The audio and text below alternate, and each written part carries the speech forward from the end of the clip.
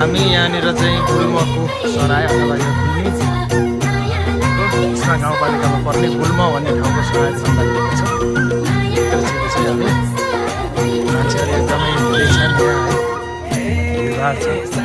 पानी परेको कारण आज यस्तो हिलो पनि भएको छ। यो गुल्मी एरियामा सबैभन्दा लगभग अब पुल रहेनछ यार, पुल कसरी तर्ने हो त यहाँ पुल रहेनछ है, कसरी तर्ने